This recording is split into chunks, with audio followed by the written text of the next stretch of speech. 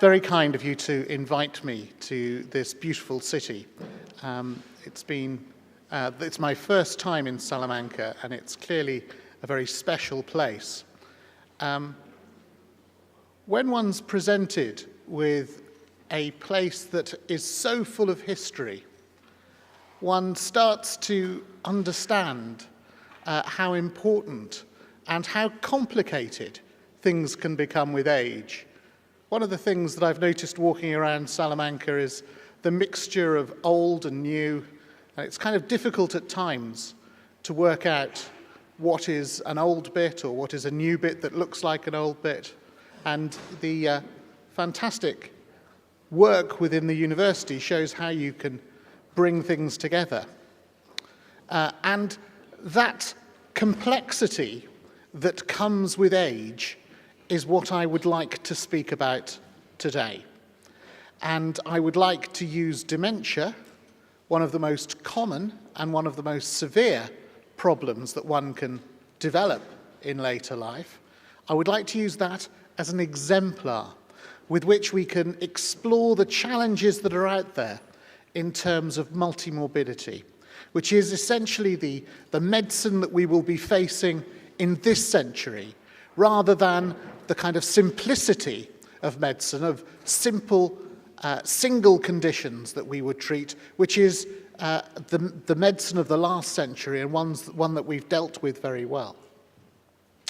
So here we have a picture that simply charts one individual and the place that they work and their connections with other individuals and other places of work.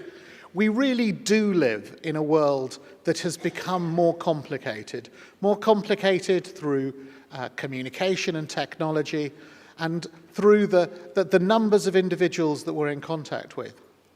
Now, with technology, with the development of history, we assume in some way that complexity is going to make life easier for us in some way, so that technology can help us to communicate. We can send a single email to the world if we want to now. But the issue with complexity is that sometimes it makes things more complicated. Sometimes it makes things more difficult. And if we return to the world of health and social care, if we return to the world of medicine, having more than one thing going on is a complicated and difficult challenge. And if I were to put it in an equation, one of the questions that we have to ask is that if you have three conditions, condition A and condition B and condition C, is the treatment for having A, B, and C treatment A plus treatment B plus treatment C? Because that's what we do at the moment. But what we do at the moment also causes immense problems often for our patients, because it's quite possible that those treatments will interact or even counteract each other, and it's also perfectly possible that what works in simplicity in people with single conditions doesn't work with people with complex conditions, with more than one condition. And that's what I'd like to explore with reference to some data that we've developed and some work that we've been doing in depression in dementia and with psychosis and behavioral disturbance in dementia. But perhaps we can look at the people who are ill. We can look at people with long-term conditions. And it really is, this is the century of long-term conditions. As I said, we've done remarkable and wonderful things for middle-aged people with heart disease and cancer and strokes and all of those things. And what we're left with is people with complex conditions. And what we see here is that this is data from Scotland looking at multiple morbidity, looking at comorbidity, looking at things happening together. And what we see is that comorbidity is not an exception, it is the rule. And if we look particularly at dementia here, what we'll see is that only 17% of people with dementia just have dementia. They have hypertension and painful conditions and depression and diabetes and stroke. So they have a complex mix of conditions, as have people with hypertension and people with strokes and diabetes. The model that we have of simplicity, of hyper-specialization, may well fail the reality of the people that we have out there. So let's think about comorbidity. What can comorbidity mean? What does it mean? Well, comorbidity means two or more things happening together. We might think about what mechanisms there are for that. So, for example, one of the possibilities is that it's simply due to chance. If you have an illness that is common in later life, then there are other illnesses that are common in that particular situation or in later life. So two things may happen together simply by chance. One thing may cause another. So if you have a vascular problem, if you have a cerebrovascular problem, that may cause you to develop a vascular dementia, and therefore you have both a dementia and a vascular problem at the same time. There may be an effect, so that one thing may be caused by another. And also there's the possibility of error. And I want you to bear that in mind, that sometimes when we see something that looks like an illness that we're familiar with in a complex situation, then perhaps it isn't that illness. Perhaps it's something else that is a function of the complexity or is a function of the other disorders that are going on at that time. And if we come back to dementia, we'll see that cause and effect are intimately involved. So in Alzheimer's disease, essentially one needs to exclude other underlying causes. So essentially, if you have a strong vascular component or if you have Parkinsonism, it's very unlikely that you would have a diagnosis of Alzheimer's disease. Equally, with vascular dementia, that requires there to be vascular damage. That requires there to be vascular disease. So you can't have the vascular dementia without comorbidity. And the same is true of Lewy body dementia and its relationship to Parkinson's disease. If we look at the older populations, we've heard a lot today about older populations and the problems that they have. Here what we're looking at is the number of conditions that you have as you grow old. And if you look at the blue part at the top that goes from 0 to 100 on my side of this graph, and if you look at that through that, that shows you the number of people with no conditions as you grow older. And what you see is that actually, firstly, chronic conditions are common across the age range, but that when you get into your 50s, your 60s, and your 70s, then it's increasingly likely that you have a health condition, and it's also increasingly likely that you have more than one condition. So most over 65s have not one but two or more conditions, and most over 75s have three or more conditions. So essentially what we're saying here is that multimorbidity, again, is the rule. Those are the people out there. What is common is multiple morbidity. What is rare is people only having one disorder. And this has consequences for individuals. These illnesses are not born and dealt with. They cause disability. And here we see the rise in disability, including long-term illnesses, rising with age. So there are consequences of these long-term conditions. One of the consequences is service use. Again, earlier today we heard of the economic impacts of people with dementia and of our growing elderly population. And one of the major impacts is on our health services. So here we have data from the NHS in England, and what it shows is that older people are the people that the health service deals with. If you go into a general hospital in England, then 70% of the bed days in that hospital will be occupied by older people, by people over the age of 65. Those are the population in every ward in the hospital, apart from the paediatric ward and the obstetric ward. So older people make up 60% of admissions, take up 70% of bed days. The bad things that happen in general hospitals in terms of delayed transfers, readmissions, and deaths in hospital, those are all more likely to happen to older people. Essentially, hospitals are gerontological organizations. It's just that they don't often realize that they are. And we can see that people with dementia are well represented amongst that population, with people with dementia presenting to general hospitals and using services on the basis of presenting with strokes and chest infections, broken hips, falls, all the sorts of things that happen to people with dementia make it more likely that they're in general hospitals. So in a general hospital, you may find up to 70% of the people are over 65, and of those, between a third and a half may have dementia. So we have a common and an important comorbidity here. So if we ask the question, what physical comorbidities do people with dementia have? Well, they have almost everything you can think of, and these comorbidities have consequences. Undernutrition, urinary incontinence infections, impairments of sensory impairments, pain and fall, all important things, all important comorbidities, and all treated poorly in people with dementia also. So hearing and visual impairment can impede communication and make people more disorientated. Hearing impairment has been associated with more rapid cognitive decline.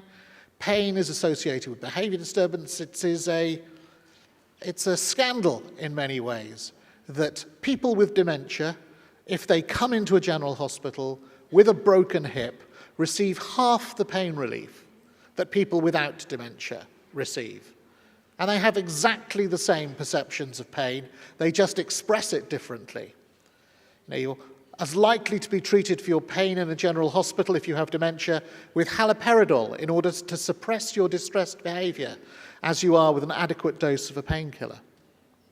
And behavioral disturbance can also be caused by constipation, by urinary tract infections. Visual impairment can lead to hallucinations and delusions, and deafness to delusions. These are not benign in dementia. Comorbidity is not benign. We've looked in general hospitals, but if we look out into primary care, again, we see that this is what happens to individuals in the community.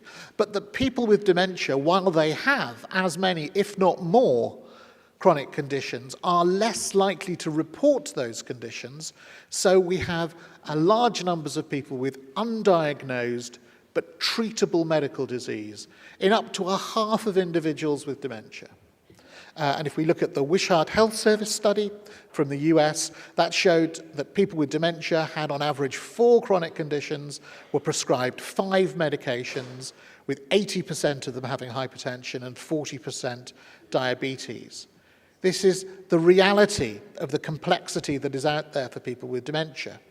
And again, if we take a larger sample from the US Health and Retirement Study, a large study of some 11,000 people living in the community and in nursing homes, they looked at 7 geriatric conditions, and you see that those with cognitive impairment also had high levels of musculoskeletal disorders, of stroke, of mental disorders, of diabetes, of heart disease, of lung disease. Essentially, comorbidity, again, is the rule, not the exception. And if we look at a further analysis of those, people with cognitive impairment had the highest levels of comorbidity compared to all groups with all physical illnesses, with 46% having 2 or more of those and 20% having 3 or more. So that's the developed world. That's the data from the UK and the US. What is happening within low and middle income countries with respect to dementia? Well, there's some fantastic work carried out by the 1066 network run by Professor Martin Prince. And they looked at a really very large sample of people, 15,000 people in 11 areas across China, India, South America, and the Caribbean. And these are the data from Latin America here. And what they show very clearly, again, is that as you get more severe dementia, you get more of these problems, and that you get more of these problems with dementia than without dementia. That's true for incontinence and hearing impairment and mobility and undernutrition. The pain category here is interesting because it isn't the case that people with severe dementia have less pain than people without severe dementia or without dementia. But it is the case that people with dementia don't ask for help in the same way for pain and don't therefore come to the attention of individuals for the treatment of that pain in the same way, so they don't receive the same treatments. So if we look at low and middle income countries, we see a large number of these chronic physical conditions already applying to those with dementia in those populations. And we find that there are independent contributions of these disorders to disability. So if we summarize where we are with that, if we see where we are with that, firstly, that multimorbidity is common full stop in our older populations, but it's particularly common in dementia. And I think we need to start thinking of multimorbidity not as illness A plus illness B plus illness C, but it's a complex phenomenon with interrelations of those illnesses. And part of that is about how we treat those illnesses. So the comorbidities, particularly in dementia, are often poorly managed. I've looked at comorbidity with physical disorder.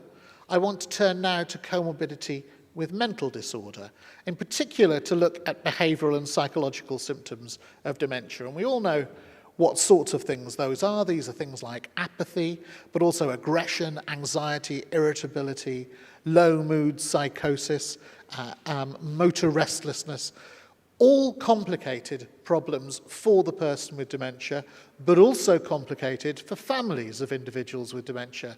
These behavioural and psychological symptoms of dementia really drive poor life quality for people with dementia and for their carers.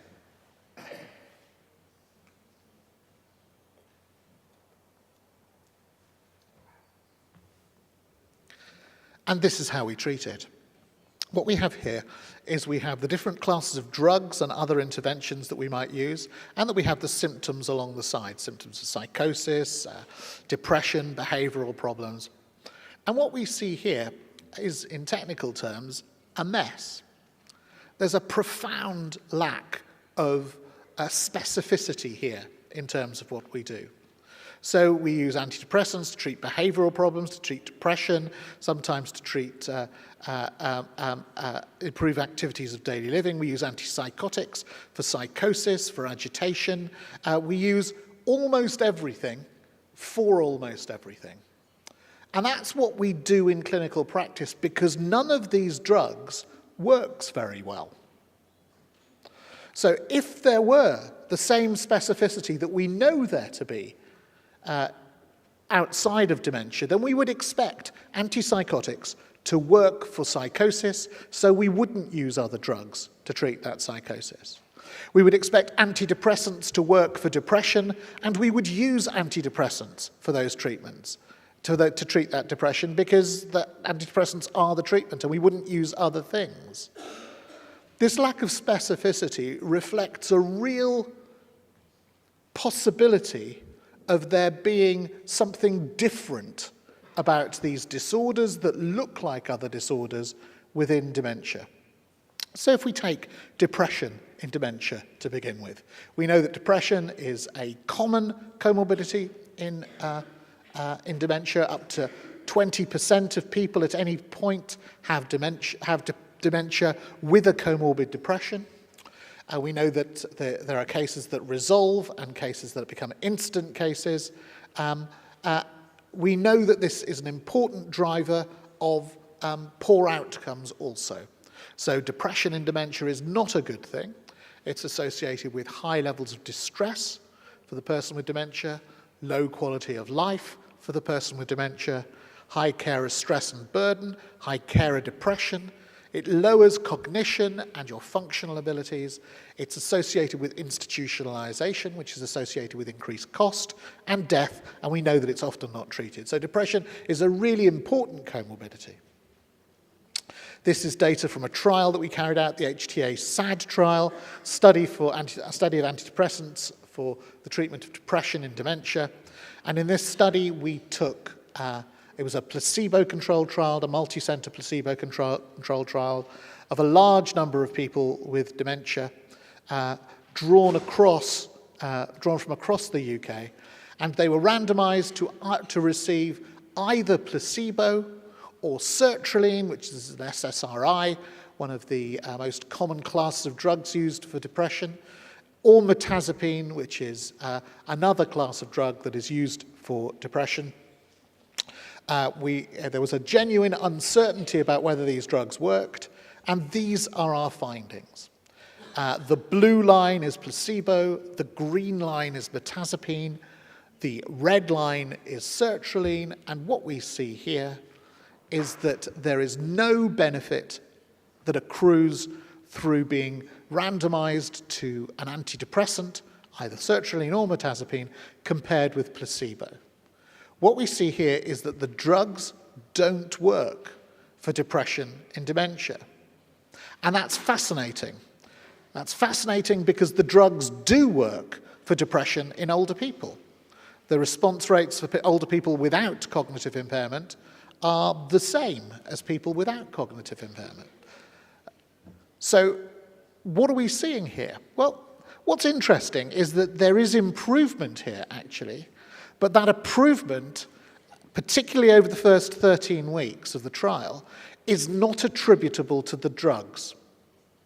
So the question is there something else that has helped individuals with depression in dementia? Because there's a high level of recovery here, and we know that it's not the Hawthorne effect, that it's not likely to be regression to the mean, it's not to do with severity or the severity of dementia or the type of depression. So is this perhaps something to do with the usual care that people got, which involved being seen by a community mental health team, having problem solving taking place, helping people to come to terms with their dementia? Maybe that is a more powerful treatment in these cases. What we did see, though, was that there are differences depending on which drug group you were randomized to, and in fact there were more adverse reactions in the sertraline and the mirtazapine groups, twice the level of adverse reactions in those receiving antidepressants compared to those receiving placebo. So these aren't entirely benign drugs here either. So these are the conclusions of the SAD study, that there was no superiority of the drugs at primary endpoints. It was not to do with depression severity or dementia severity. It wasn't to do with the type of depression. It wasn't just that it worked in major depression but not in minor depression. It wasn't about the doses that was reached. It wasn't about dropout.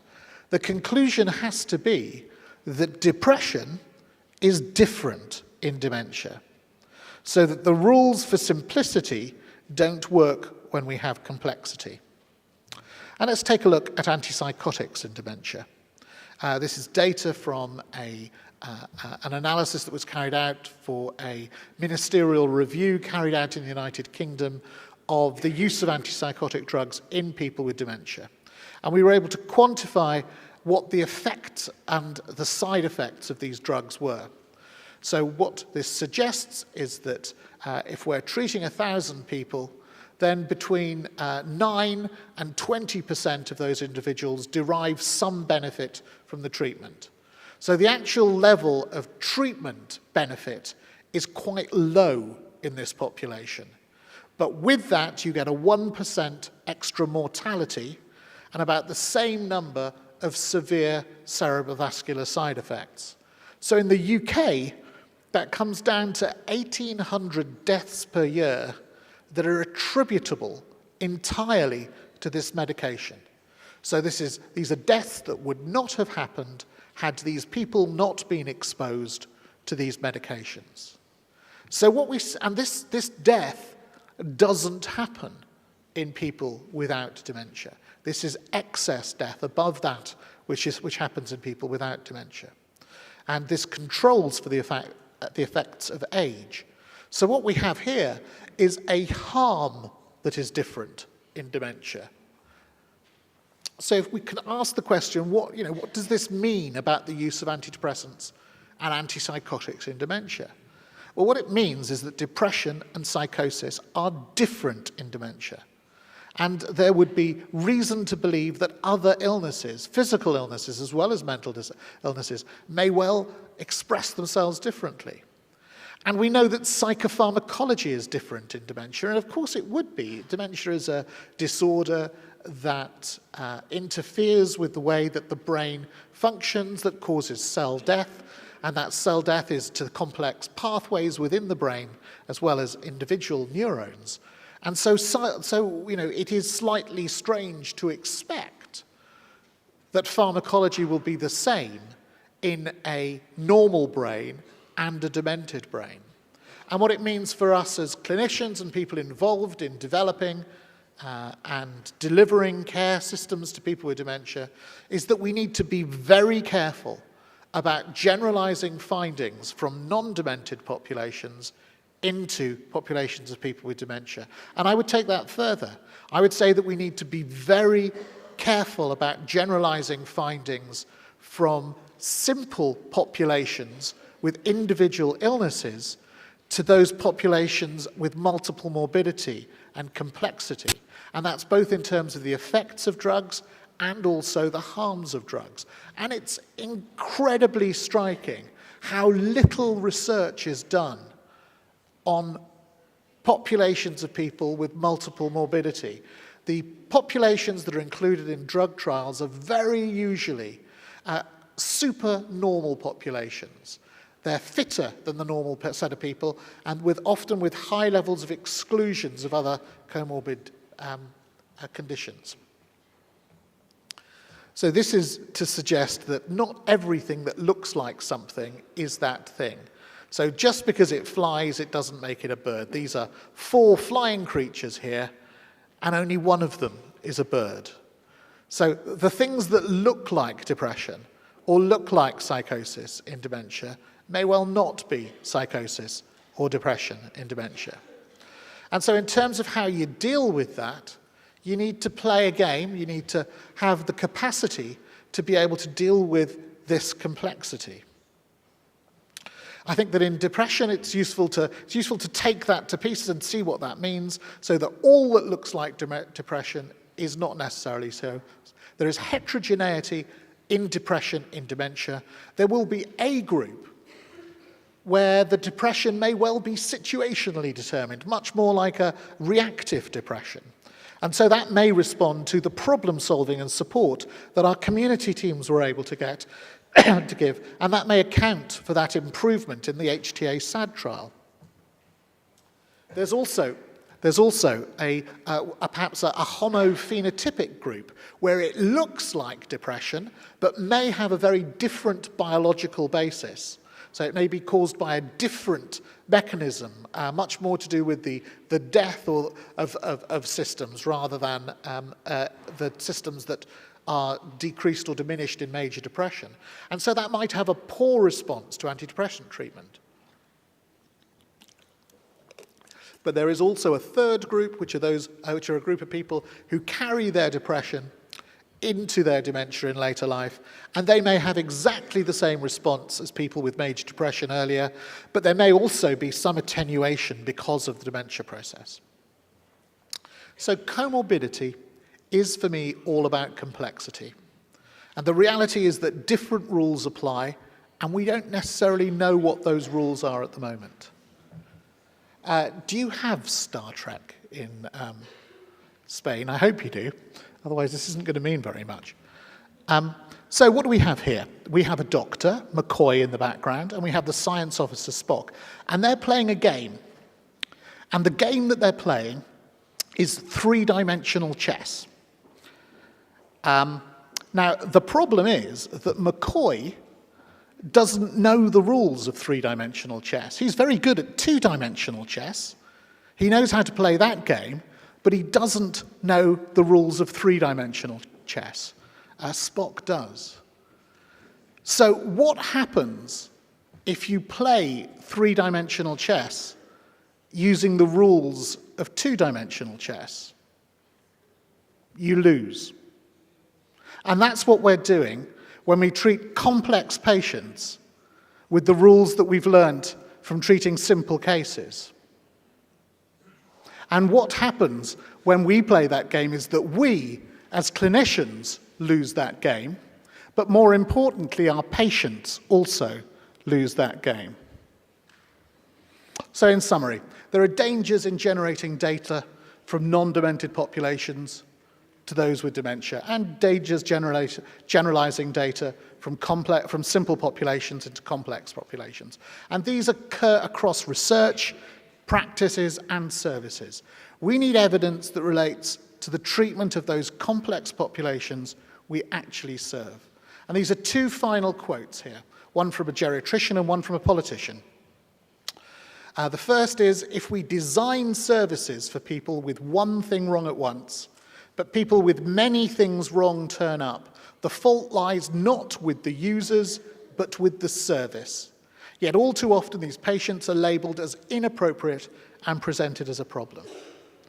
And the second quote, systems designed to treat occasional episodes of care for normally healthy people are being used to deliver care for people who have complex and long-term conditions. The result is often they are passed from silo to silo without the system having ability to coordinate different providers.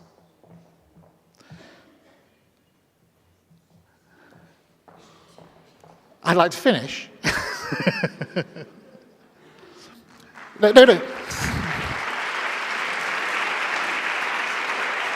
Thank you very much.